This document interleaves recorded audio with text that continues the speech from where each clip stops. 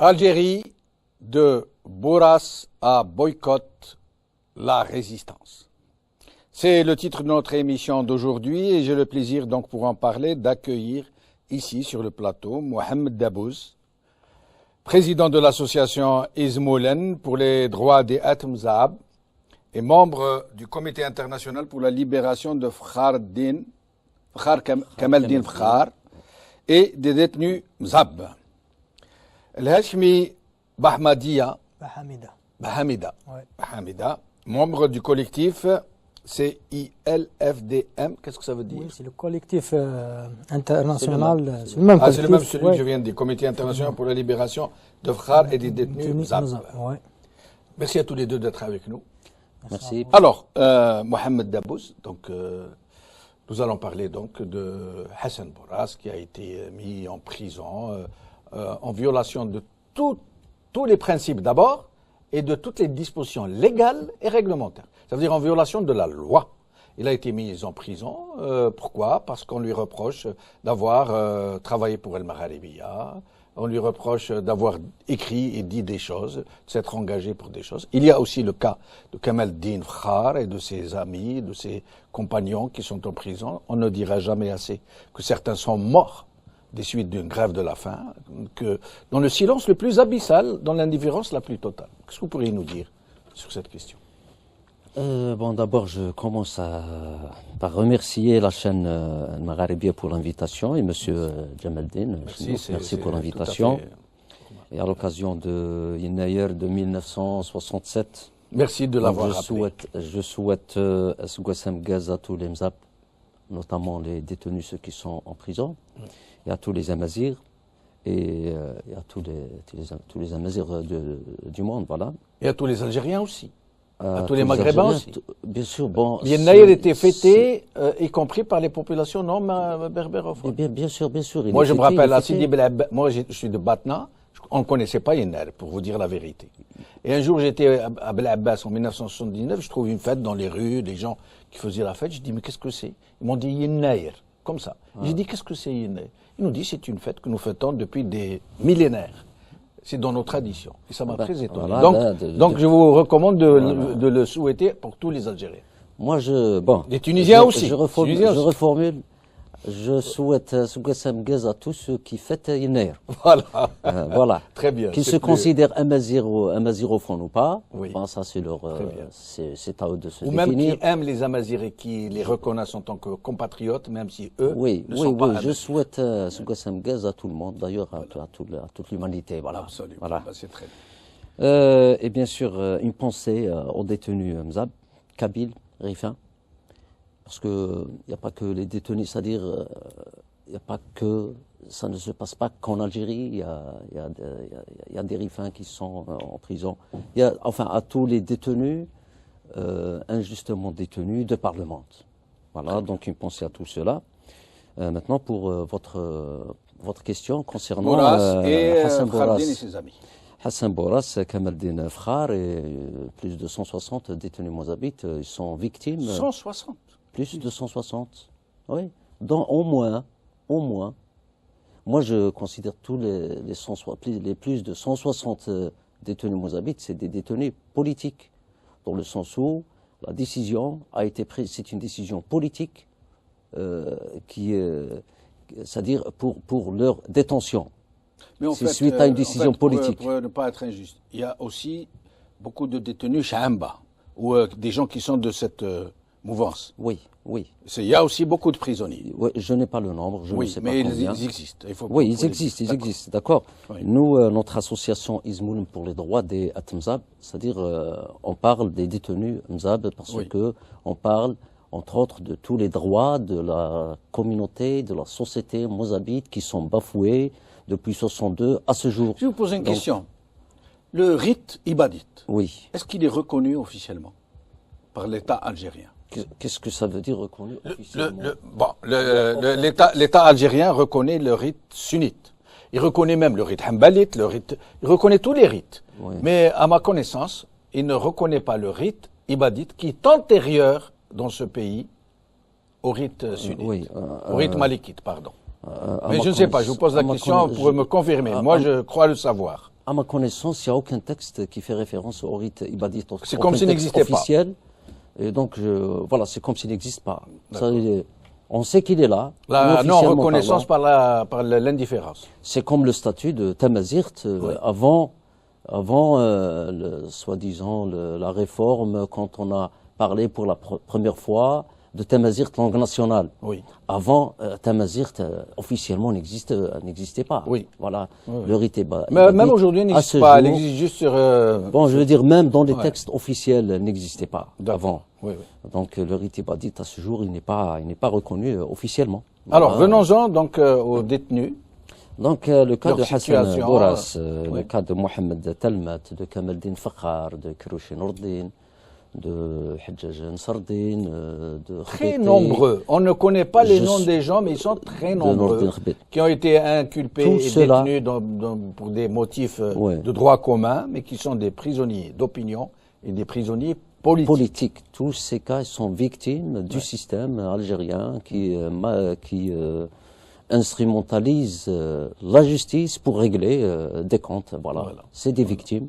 D'ailleurs, les dossiers de tous les détenus, bon, je suis en connaissance beaucoup plus des dossiers des détenus Mzab que des autres, mais je pense que c'est la même chose. Enfin, les autres, je veux dire, Mohamed Talmat et Hassan Boras, tous les dossiers sont complètement vides. Si on veut faire une lecture juridique, ça veut dire, est-ce qu'il y a des délits commis, est-ce qu'il y a des preuves, est-ce qu'il y a... Il n'y a rien à part les déclarations politiques de ces détenus. Et on essaie de fabriquer et quand ils font des dossiers. Le cas des Mzab qui sont morts des suites de grève de la faim ou qui sont morts de maladie dans la prison. Ils sont morts pas suite à la grève de la faim. Il y a trois Mzab, 3 détenus qui sont morts suite à la torture et à la maltraitance. À l'intérieur de la prison. À l'intérieur de la prison et pendant leur arrestation. Donc ils ont été maltraités. Ils ont été bousculés, ils ont été frappés par les policiers qui les ont arrêtés et maltraités dans la prison jusqu'à ce que mort s'ensuit. Je vous donne les noms. Oui, oui, oui. Parce que beaucoup de gens ne connaissent pas, peut-être qu'ils ont le nombre mais pas le nom. Alors, il y a Baouchi Afari, qui était pendant sa mort, il était maire de Bériane, c'est-à-dire pendant son mandat. Il est mort le 19 juillet 2015. Il a été arrêté alors qu'il était maire de Bériane. Oui, il était maire de Bériane, il a été arrêté. Ben Cheikh Issa, mort le 10 septembre 2015. Gdouh Saleh, mort le 10 août 2016. À ces 3 détenus mozabites morts en prison, s'ajoute un autre détenu, un certain Saoudi, mort en 1991. Dans la prison de Tagardeit, suite à la torture, dans les mêmes conditions dans lesquelles se trouvent les détenus actuels. On n'en parle pas parce que ça remonte à 25 ans, mais c'était suite aux événements de 1990 qui ont eu lieu à Bériane, si vous vous rappelez, je ne sais pas. Eh ben, c'est un jeune qui a été torturé en prison, maltraité, il a été mort, tombé aux oubliettes. Donc, au final, on a 4 morts dans les prisons algériennes. S'ajoute à ces 4 morts le cas de Mohamed Talmat, que tout le monde connaît, qui a été mort, qui est mort, lui, suite à sa grève de la faim. Voilà. Avant d'aller vers El Hachmi, rappelez-moi votre nom. C'est Bahamed El Hachmi. Bahamed El Hachmi. Soufiane Gilali, pour 1 minute, si vous voulez dire quelque chose sur ce sujet, notamment de Hassan Boras, Kamaldin Fakhar et les autres co-détenus. Absolument. Ce sont pour moi des détenus d'opinion et donc des détenus politiques. Il n'y a aucune raison, ni légale, ni politique, pour qu'ils restent en prison. Or, ils sont soumis actuellement, ils ont fait le choix ou opté pour une grève de la faim qui les met en danger. Cela fait plusieurs jours que les uns et les autres sont dans cette situation. C'est un déni de droit et une violence totalement inacceptable et qui restera comme une tâche sur ce régime. Je reviens donc à El Hachmi. Alors, votre avis sur la question des détenus politiques ou des détenus d'opinion Mzab? Tout d'abord, bonsoir M. Jamal, bonsoir chers téléspectateurs. أسيني يتما يستما نظام يتلاني قاعد فوت نتمورت أزل غفوم Bon, je reviens plutôt à votre question. Oui, maintenant, surtout au Mzab, comment dire, il y a un abus de pouvoir, il y a une pression là-bas, il y a des arrestations jusqu'à maintenant, et une campagne d'arrestation contre les Mozabites. Comment dire, même on a utilisé, plutôt, ils ont instrumentalisé même la justice. Si vous voyez ce qu'il dit l'avocat du détenu Mozabite, ou bien surtout c'est le maître Saleh Debouze, vous voyez qui lui-même sous contrôle judiciaire. Voilà. Lui-même a été quasiment attaqué par le wali de Gherdaya, qui lui a reproché d'être venu El Magharibi à faire des déclarations. Et il a été mis, donc je vous recommande pas de rentrer au pays ces jours-ci, parce qu'ils en veulent El Magharibi à tous ceux qui y viennent. Oui. Donc, mais si vous voulez vous exprimer en tamazirt, faites-le. D'accord, ok, j'essaie de parler. Bon, tout d'abord, نيغ عيلة صارن أغلان فوالا عيلة صارن مش قارن أغلان إلى صارن كونتر كمال الدين فخار نور الدين كروشي نصر الدين حجاج كاع المحابس يطاطفنا مني ظلما وعدوانا يا aucun comment dire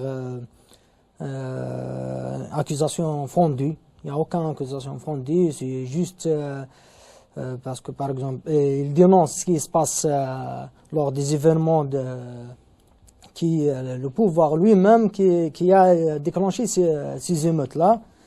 Ils ont, comment dire, ils ont dénoncé ça. قارن طاطفن المار وطاطفن سيد فنت الحبس.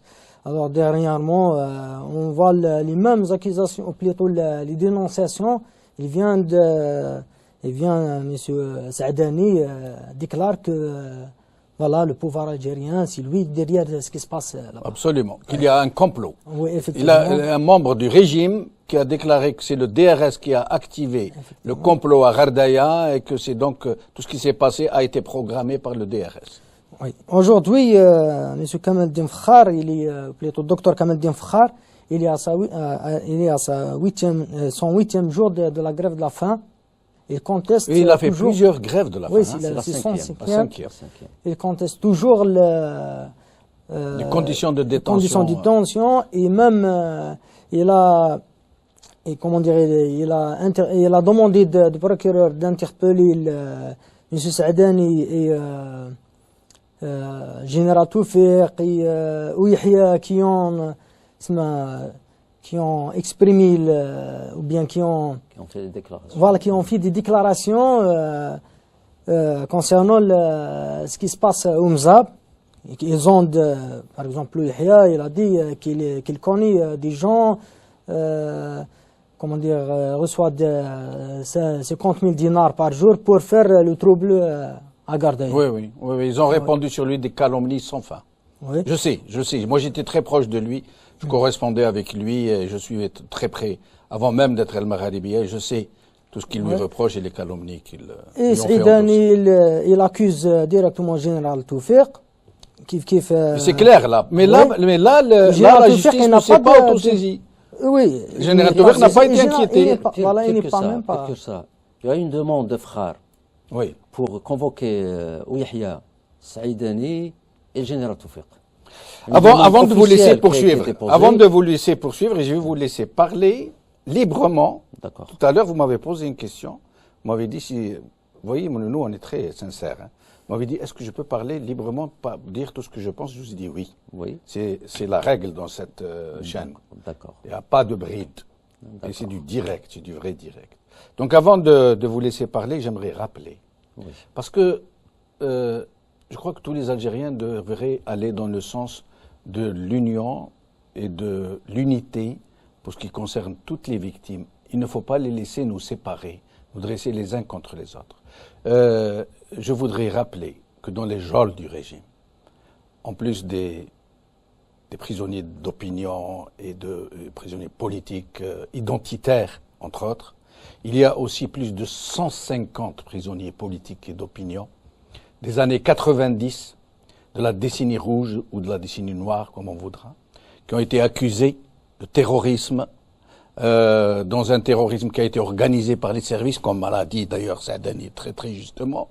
Et donc ce sont des gens qui croupissent dans les geôles du régime, qui ont été accusés de façon infâme, dont des dossiers ont été montés, qui sont en train de payer aujourd'hui très lourdement. Certains ont perdu leurs parents, qui n'ont plus revu.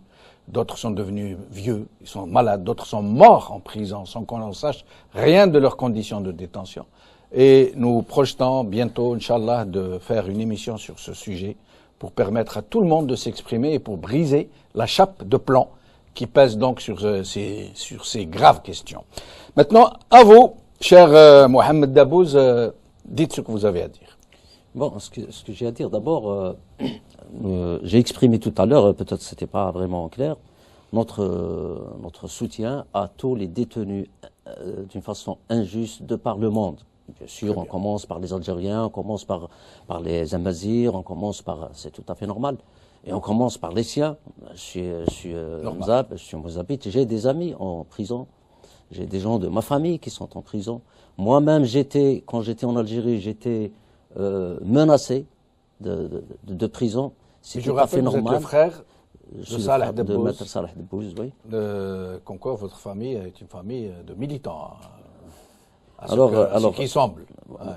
Voilà. Donc j'étais menacé. Il est tout à fait normal et naturel qu'on commence par les siens, par son entourage. Et puis, mais du point de vue solidarité, il est clair qu'on est solidaire à toutes les victimes de par le monde. Et bien sûr, on commence par. C'est tout à fait normal. Je suis solidaire avec Hassan Boras, avec Mohamed Talmat. Solidaire. Bon, il est mort. Allah yarhamou.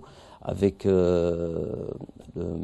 Slimane Bouhafs, qui est incarcéré parce que parce qu'il est kabyle d'abord, parce que l'Algérie elle est officiellement, elle est arabe, et puis il est chrétien parce que l'Algérie elle est musulmane, donc lui c'est l'antithèse de l'Algérien que le pouvoir veut, voilà. Donc on est solidaire avec tous les prisonniers, toutes les victimes, même s'ils ne sont pas en prison, voilà. Donc, je reviens, si vous voulez. Vous avez moins d'une minute, parce que nous avons une petite vidéo à passer. D'accord. Je reviens juste sur le cas de Frare. Oui. Alors, Frare, il est à sa 5e grève de la faim. Pourquoi il a fait toutes ces grèves de la faim? Parce que, tout simplement, il a des revendications, il a des contestations. Il a fait toutes ces grèves de la faim parce que il conteste le fait que sa demande de convoquer Ouihia, Saïdani et Toufiq qui ont fait des déclarations publiques.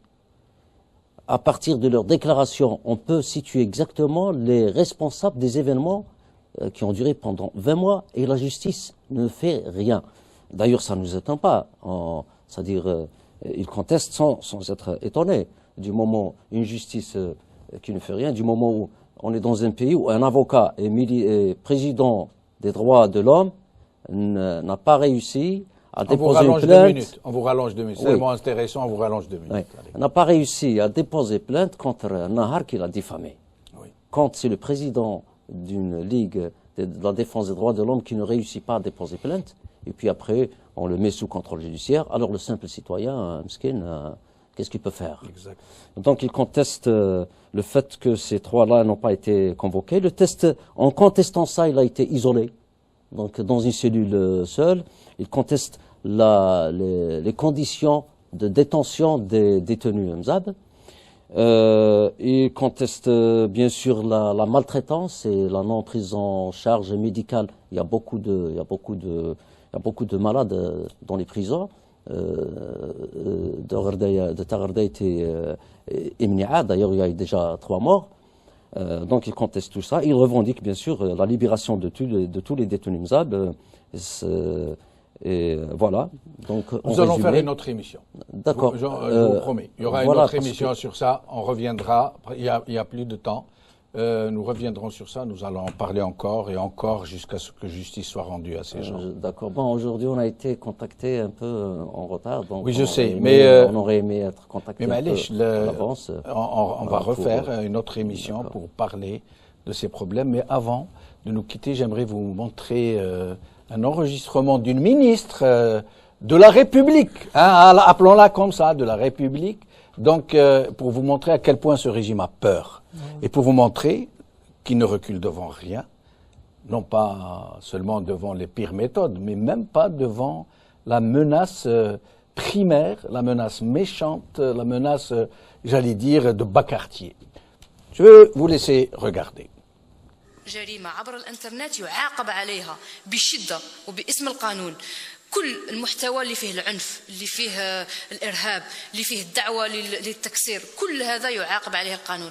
ونحيي كذلك مصالح الأمن، سواء الشرطة أو الجمارك أو الدرك عفوا، أو كل مصالح الأمن اللي هي من ناحية تكنولوجية متطورة جدا وتقدر توصل لأي شخص يقوم بوضع محتوى فيه قذف، فيه تجريح، فيه جريمة، فيه إرهاب، فيه دعوة للتكسير عبر الانترنت يوصلوا له. وكاين اعمال كبيره جدا فقط انه مصالح الامن ما تصرحش عليها لانها ملتزمه بسر المهنه. Alors non seulement la dame menace de poursuivre de façon très dure quiconque dans les réseaux sociaux s'exprime. Bon, elle dit terrorisme, atteinte aux personnes et tout, mais ce n'est pas comme ça qu'on fait.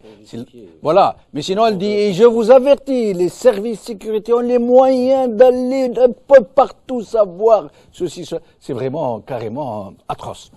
Juste, un dernier mot, oui, très vite. Effectivement. Je réponds à cette ministre. Il y a des centaines de vidéos qui montrent des policiers à côté des criminels qui s'attaquent aux Mozambiques.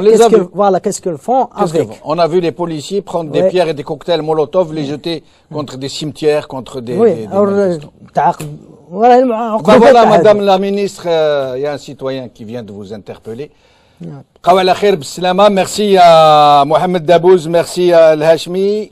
Bahamida, merci. Aqil Abou Talib, merci à Soufiane Jilali, merci à vous, chers amis, de nous avoir prêté une oreille attentive. Et merci pour